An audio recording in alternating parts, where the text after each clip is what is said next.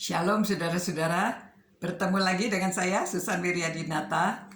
Apa kabar? Saya harap saudara-saudara semua dalam keadaan baik, sehat, bahagia.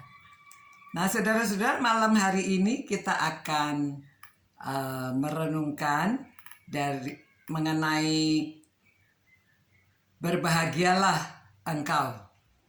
Saudara mau bahagia?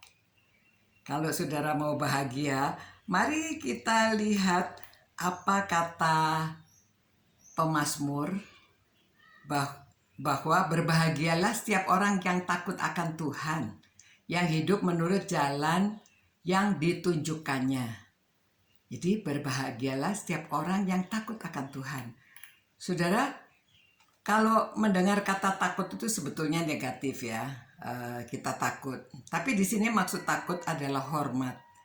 Kita hormat akan Tuhan. Hormatnya itu seperti kagum ya, ada rasa reverence, ada karena dia mulia, karena dia maha kuasa, maha besar, dia agung. Jadi seperti ada nyanyian yang mengatakan our God is an awesome God, atau awesome itu menakjubkan, yang luar biasa ya. Itu sebabnya pada waktu kita menghadap kepada Dia, kita merasa hormat, kita merasa takut.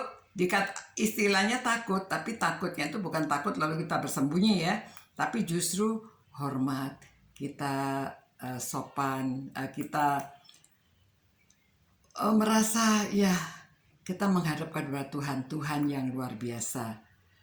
Nah saudara, mengapa sedemikian luar biasanya Tuhan? Di sini ada tanaman yang macam-macam. Kalau saudara lihat itu seperti apa Tuhan membatiknya ya, karena ini ada motif-motifnya. Setiap tanaman itu ada motifnya. Jadi kalau kita lihat ke luar biasa begini, apa yang tidak bisa dilakukan oleh Tuhan? Tuhan hanya berbicara saja, jadilah terang, ada terang. Jadilah bumi serta segala isinya ya. Jadi semuanya hanya diciptakan dengan firman-Nya saja. Nah, bagaimana kita bisa berbahagia?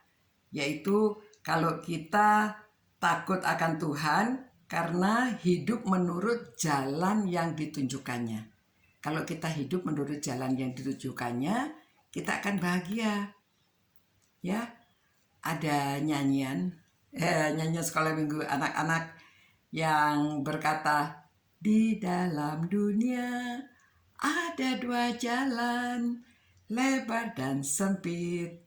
Boleh kau pilih yang lebar api, jiwamu mati, tapi yang sempit jiwa berglori. Saudara, jadi kita harus menerima, memilih ya. Kita berterima kasih kepada Tuhan Yesus karena di dalam Dia jiwa kita akan berglori.